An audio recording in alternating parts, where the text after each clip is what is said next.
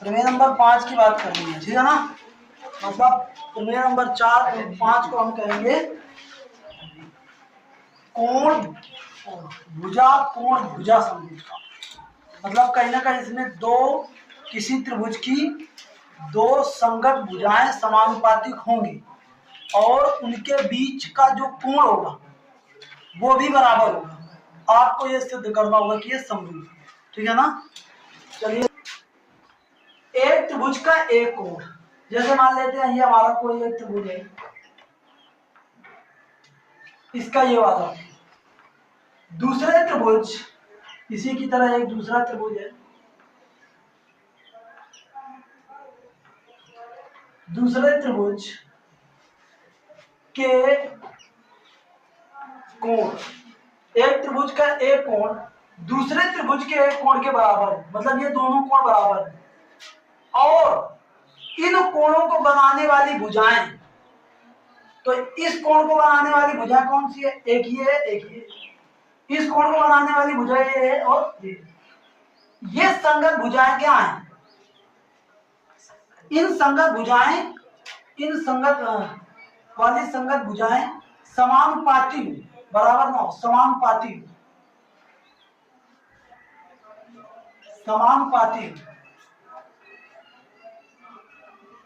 ठीक है ना।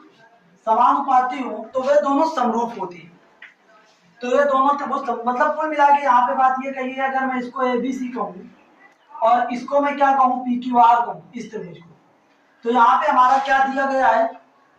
सबसे पहले तो ये दिया गया है कि जो ये हमारे कोण है A और P दोनों बराबर है, ठीक है ना।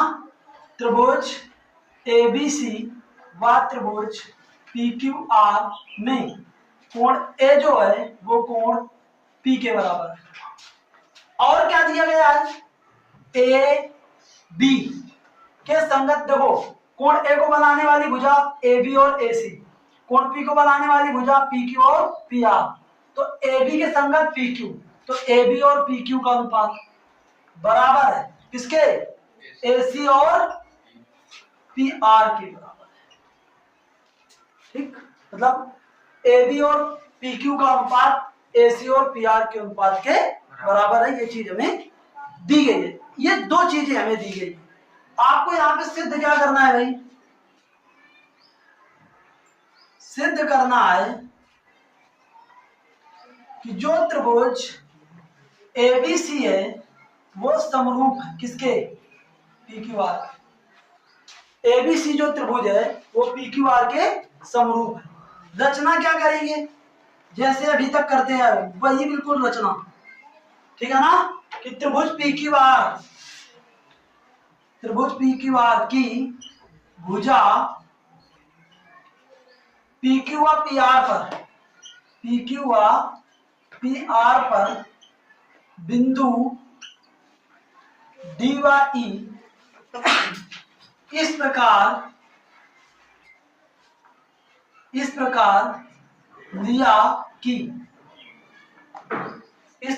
लिया कि AB, मतलब AB बराबर, यहाँ पे हम बिंदु D और यहाँ पे बिंदु E इस प्रकार लेंगे कि हमारा जो AB हो वो आपका PD के बराबर हो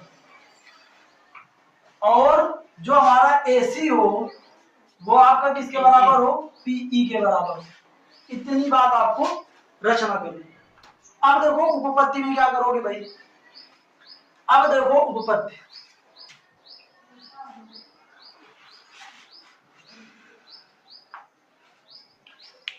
तो यहां पे देखो सबसे पहले आपको क्या दिया गया है? अगर मैं बात करूं त्रिभुज ABC की और PDE की, ठीक है ना। तो मैं बात करूं त्रिभुज ABC व त्रिभुज PDE की, PDE में बात को ध्यान से समझो भाई। यहां पे रचना मैंने क्या की? AB बराबर है PD के, AB बराबर है किसके? ये मैंने रचना करी ना। और जो AC है वो किसके है? AC जो है वो, और यहाँ पे ऑलरेडी दिया गया है क्या? कोण ए बराबर है कोण, मतलब जो कोण ए है वो कोण किसके बराबर है? तो बताओ ये दोनों त्रिभुज जो हमारे होंगे ए बी सी, क्या ये सर्वांगसम नहीं होगा पीडीई के? होगा कि नहीं? किससे सर्वांगसम होगा? भुजा कोण भुजा सर्वांगसम। तो ये दोनों त्रिभुज क्या हो गए? ए बी सी सर्वांगसम हो गया पीडी ई के। तो जैसे ही हमारा सर्वांगसम हुए तो सर्वांगसम त्रिभुजों के सभी सर्वांगसम त्रिभुजों में, तो अब देखो सर्वांगसम त्रिभुजों की संगत भुजाएं और संगत कोण बराबर होते हैं।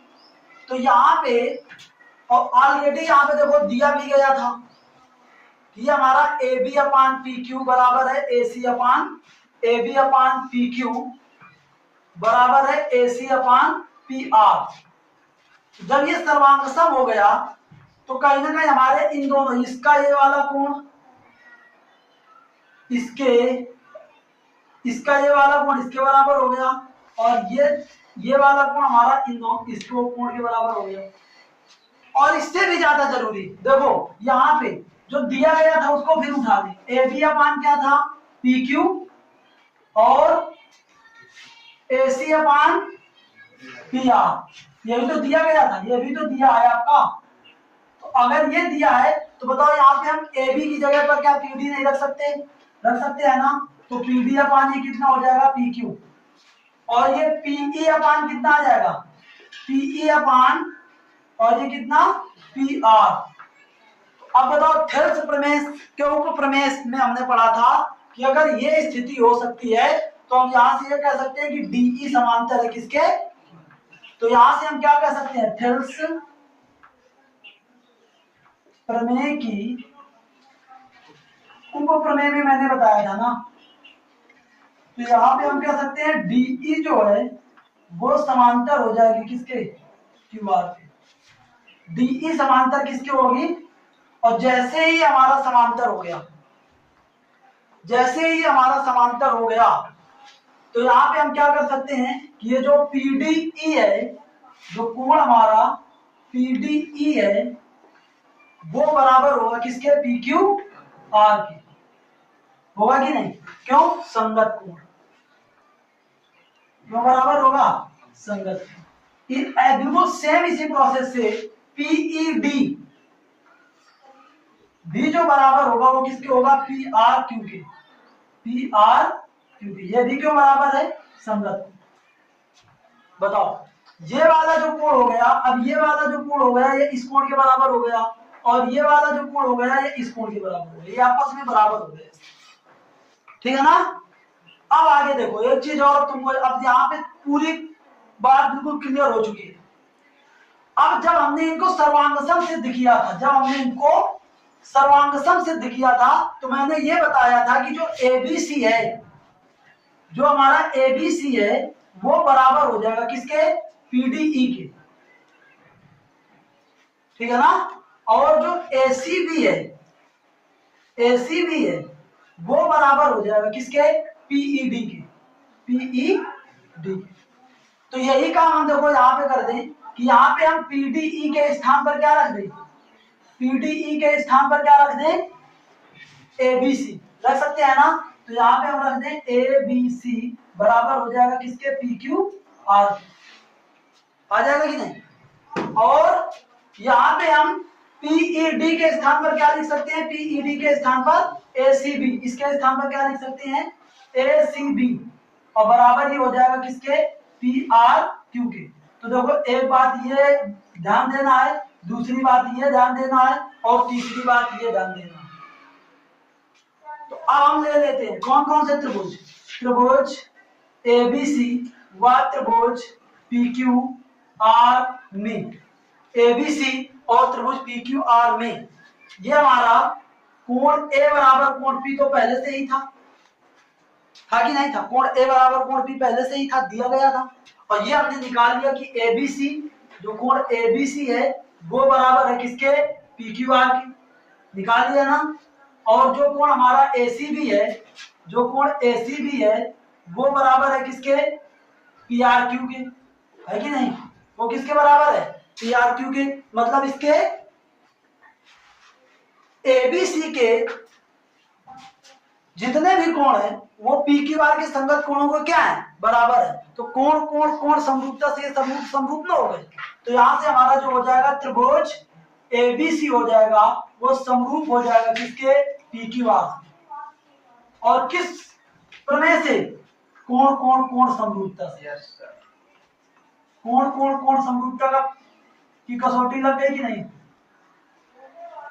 ठीक है ना। तो देखो हमें समरूप निकालना था और हमें दिया क्या गया था, ये वाली स्थिति दी गई थी, उसी से हमने ये वाली स्थिति निकाल दी। और ये वाली स्थिति हम पढ़ चुके हैं कि कोण कोण समरूपता, अगर त्रिभुज हमारे समान कोणिक हो तो वो समरूप भी होते हैं। आपको इस तरीके से इसको बनाना है। ये आपके हो गए प्रमेय नंबर 5। इस तरीके से आप इसको विधिवत करेंगे। बताओ कोई दिक्कत पड़ेगी क्या।